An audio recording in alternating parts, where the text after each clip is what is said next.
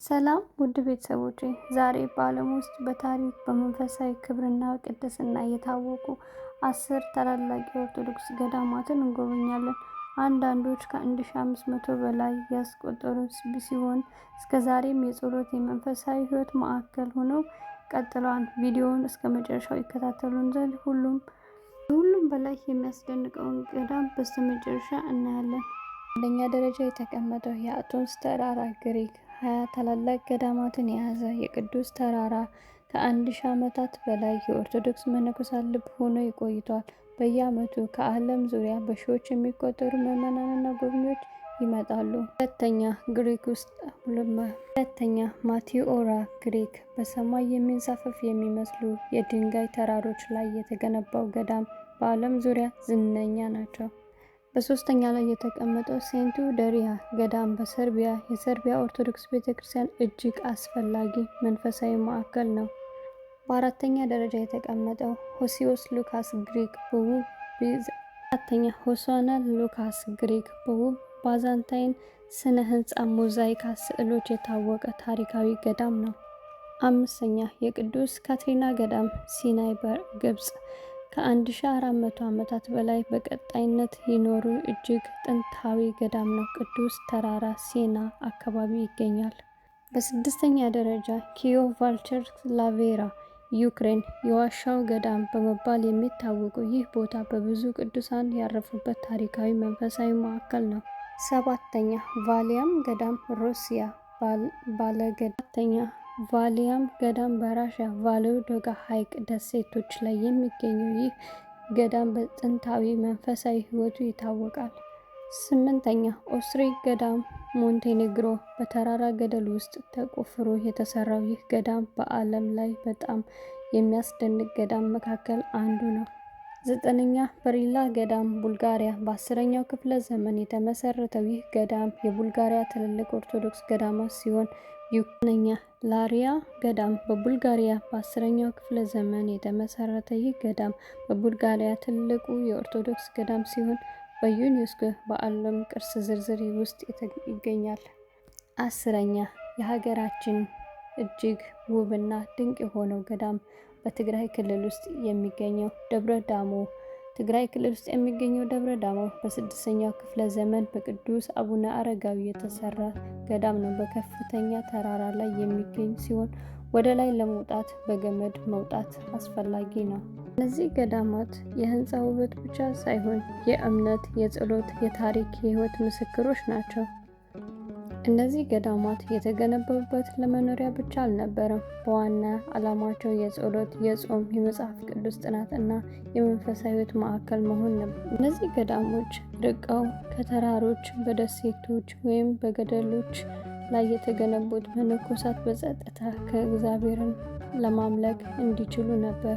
ለምሳሌ በግሪክ የሚገኘው የአቶንስ ተራራ ከ1000 ዓመታት በላይ የመነኮሳት ሕይወትን ጥብቅ አድርጎ ቆይቷል። በዚህም የሚኖሩ መነኮሳት በየቀኑ ረጅም ሰዓት ለጸሎትና በስራ ያሳልፋሉ። በግብጽ ያለው ቅዱስ ካትሪና ገዳም ደግሞ ከዓለም ላይ እጅግ ውድ የሆኑ ጥንታዊ የእጅ ጽሑፎች፣ መጻሕፍትና ቅዱስ ስዕሎች ይጠብቃል። በኢትዮጵያ ያለው ደብረ ዳሞ በልዩ መንገድ ይታወቃል። ገዳሙ የሚገኘው በከፍታ ቋጥኝ ላይ ስለሆነ ጎብኚዎች በገመድ ታግዘው ወደ ላይ ወጥተው ይጎበኛሉ።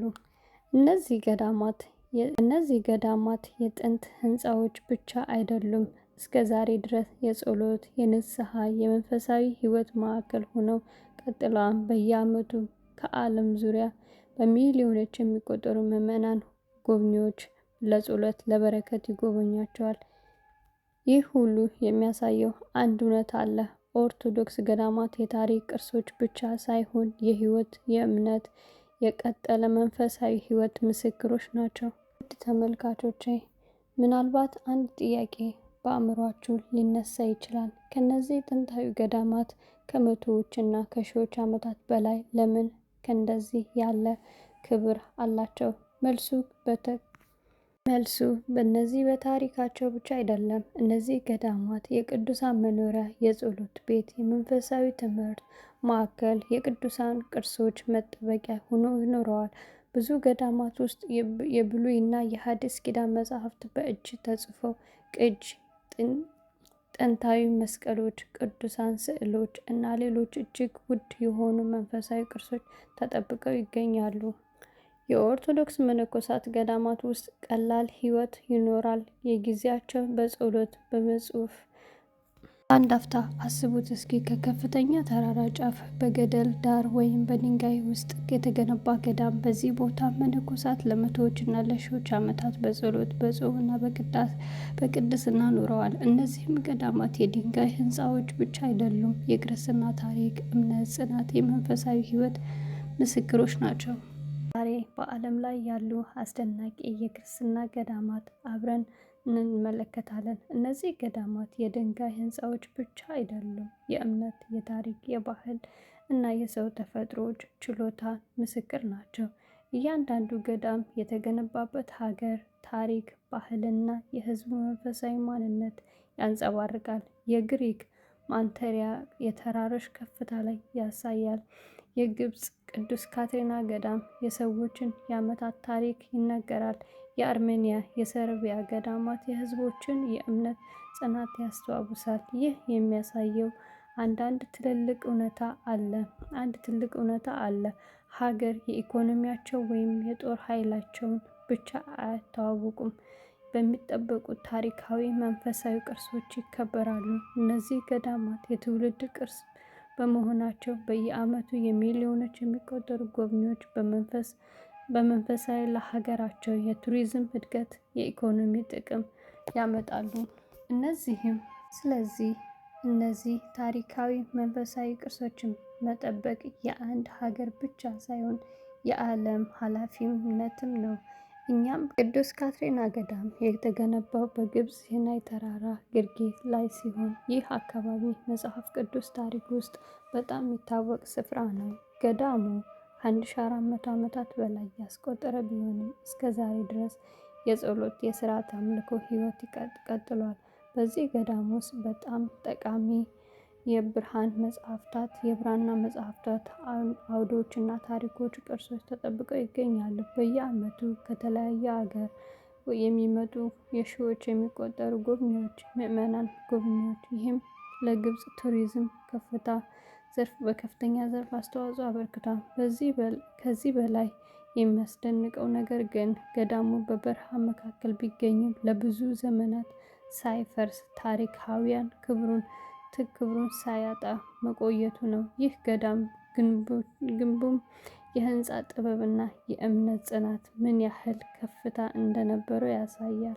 አሁን ደግሞ ወደ አውሮፓ ትንሿ ሀገር ወደ ሆነችው ሞንቴኔግሮ እንጓዝ። እዚህ የሚገኘው የኦስትሪንግ ገዳም በዓለም ላይ ካሉ እጅግ የሚያስደንቅ ገዳም አንዱ ነው። የመጀመሪያ ጊዜ ይህንን ገዳም ሲያይ ሰው አንድ ጥያቄ ይጠይቃል። ህንፃው እነዚህ ማን እንዴት ገነቡት? ምክንያቱስ ገዳሙ በቋጥኝ ገደል ውስጥ እንደተቀረጸ ይታያል። ይህ ገዳም በ17ኛው ክፍለ ዘመን በቅዱስ ባስልዮስ ኦስትሪንግ የተመሰረተ፣ ከዚህ ጀምሮ የጸሎት የመንፈሳዊ ሕይወት ማዕከል ሆኖ ቆይቷል። በየዓመቱ ከመላው ዓለም የሚመጡ በመቶዎች ሺዎች የሚቆጠሩ ምዕመናን ጎብኚዎች ይጎበኙታል። እያንዳንዱ በእግራቸው እርምጃ ርቀት ተጉዘው ለመጸለይ ይወጣሉ። የሞንቴኔግሮ መንግስት እና ሕዝብ ይህንን ታሪካዊ ገዳም ብሔራዊ ቅርስ በትልቅ ጥንቃቄ ይጠብቁታል። ይህም የሀገሪቱ ቱሪዝም ዘርፍ እንዲታወቅ ከፍተኛ አስተዋጽኦ አድርጓል። ይህ ገዳም የሚያስተምረን ነገር አንድ ነው፤ እውነተኛ እምነት አስቸጋሪ ቦታዎች ቢሆንም ብርሃን ማብራት እንደሚችል። እንደተመለከትነው እነዚህ 10 ገዳማት የኦርቶዶክስ ገዳማት ውብ ህንፃዎች ብቻ አይደሉም። እያንዳንዳቸው የመቶዎችና የሺዎችን ዓመታት ታሪክ፣ ቅዱስ ተጋድሎ፣ የጸሎት ሕይወትና የክርስቲያን እምነትን ጽናትን የሚመሰክሩ ሕይወት ምስክሮች ናቸው። ዛሬ ከእነዚህ ቅዱስ ቦታዎች ከተለያዩ የዓለም ክፍሎች የሚመጡ ምዕመናን ጎብኚዎች እየተቀበሉ ይገኛሉ። ይህ የኦርቶዶክስ እምነት በዘመናት ውስጥ እንዴት እንደቆዩ እስከ ዛሬ በዓለም ላይ እንደሚቀጥሉ ያሳያል። አንድ አፍታ አስቡት እስኪ ከከፍተኛ ተራራ ጫፍ በገደል ዳር ወይም በድንጋይ ውስጥ የተገነባ ገዳም። በዚህ ቦታ መነኮሳት ለመቶዎች እና ለሺዎች ዓመታት በጸሎት በጾምና በቅድስና ኖረዋል። እነዚህም ገዳማት የድንጋይ ህንፃዎች ብቻ አይደሉም፣ የክርስትና ታሪክ፣ እምነት፣ ጽናት፣ የመንፈሳዊ ህይወት ምስክሮች ናቸው። ተመልካቾቻችን ቪዲዮውን ከወደዳችሁት ሼር፣ ላይክ፣ ሰብስክራይብ እያደረጋችሁ ለወዳጅ ዘመዶቻችሁ እንዲደርሱ እንድታደርጉልን በአክብሮት እንጠይቃለን። ሰላም ክርስቶስ ከእኔም ከእናንተ ጋር ይሁን።